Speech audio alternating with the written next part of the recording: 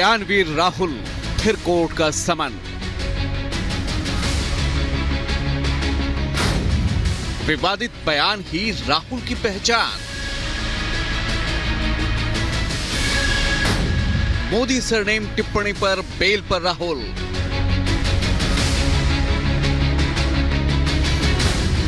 अमित शाह पर टिप्पणी को लेकर समन। राहुल गांधी और विवादों का पुराना नाता है। ऐसा हो नहीं सकता कि राहुल गांधी कुछ बोलें और उस पर कोई विवाद ना खड़ा हो।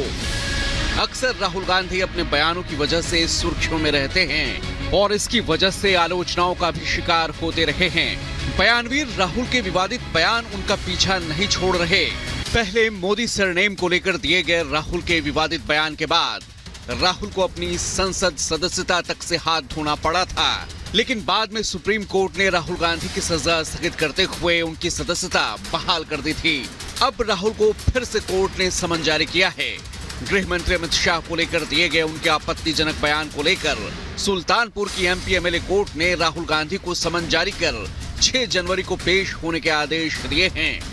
राहुल को शनिवार को ही कोर्ट में पेश होना था, लेकिन राहुल पेश नहीं हुए और फिर कोर्ट ने 6 जनवरी को राहुल को पेश होने का समन जारी किया है।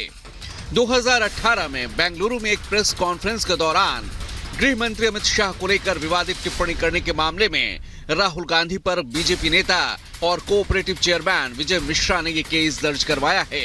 अब एक बार फिर राहुल गांधी सुर्खियों में हैं।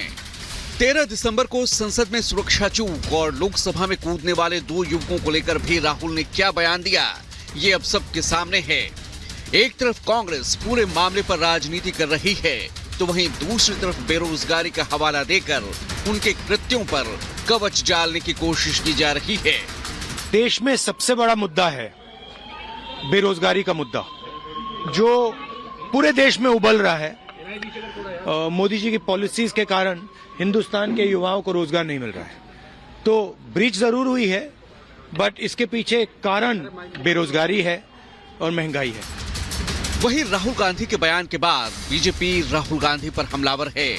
बीजेपी प्रवक्ता शहजाद पूनावाला ने राहुल गांधी पर निशाना साधते हुए कहा कि आखिर क्यों राहुल गांधी संसद के हमलावरों के लिए कवच का काम कर रहे हैं। कभी ऐसी घटनाओं पर राजनीति नहीं की गई। राहुल गांधी कांग्रेस पार्टी के हमेशा से युवा रहने वाले अपरिपक्व नेता, आपको हुआ क्या है?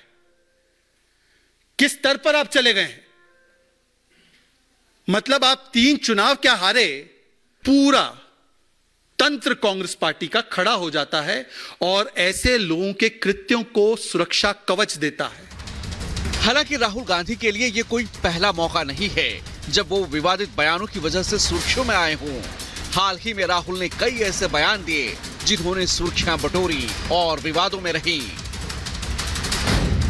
आपको याद होगा राहुल गांधी ने गरीबी को एक मानसिक स्थिति बताया था, आरएसएस को मुस्लिम ब्रदरहुड की तर्ज पर बनाई गई संस्था बताया था, मोदी सरनेम को लेकर विवादित टिप्पणी की थी, प्रेस, न्यायपालिका, चुनाव आयोग को खतरे में बताया था। जाहिर है राहुल गांधी एक बार फिर सुर्खियों में हैं और इस बार संसद में सुरक्षा सेंध के आरोपियों को कवर फायर देकर वो सुरक्षा पर राजनीति करने पर उतारू हैं। सवाल यह है कि जब मामला देश सुरक्षा का हो, जब सभी को सरकार के साथ एकजुटता दिखाने की जरूरत हो, तब राहुल गांधी ऐसे मामलों पर अपनी सियासी रोटियां क्यों सेक रहे हैं? Bureau report, Republic Bharat.